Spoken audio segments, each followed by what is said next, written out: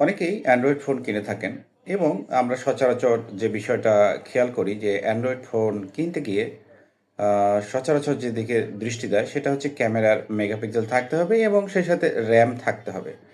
আসলে কি র্যাম এবং মেগাপিক্সেল এই দুটো হলে কি আমরা বুঝে নিই যে এটা একটি ভালো ফোন? না।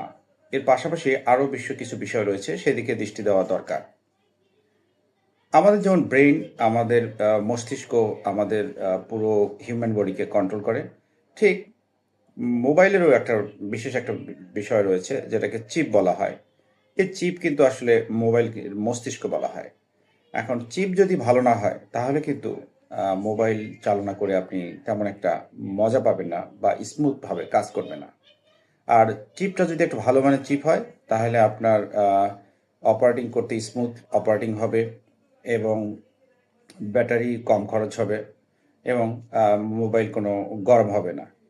এটা একটি বিষয়। তাহলে একটা ভালো মানের চিপ আছে কিনা সেটা দিকে দৃষ্টি দিতে হবে। যেমন স্ন্যাপড্রাগন, মিডিয়াটেক বা পিকজেল এ ধরনের চিপগুলো রয়েছে।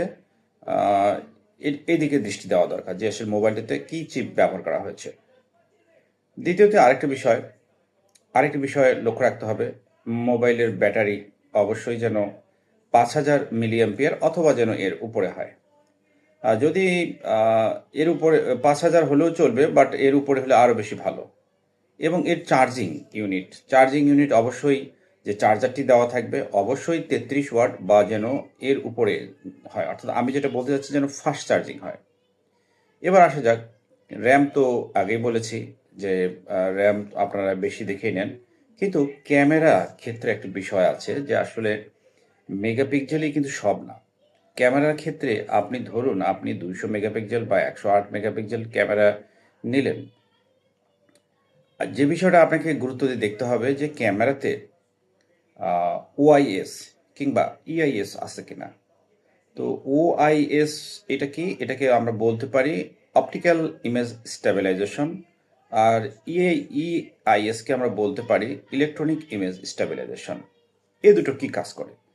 এই দুটো কাজ করে হচ্ছে, আমরা যখন কোনো ভিডিও শ্যুট করি তাহলে কোনো রানিং ভিডিও বা হেঁটে হেঁটে ভিডিও শ্যুট করতেছি বা কোনো আহ, বাইকে করে ভিডিও শ্যুট করতেছি, এই সময় অনেক সময় হয় কি মোবাইল ফোনটি প্রচুর ঝাঁকুনি খায়। ঝাঁকুনি যখন খায় তখন কি করে, ভিডিওটি কিন্তু শেকি ভাব চলে আসে।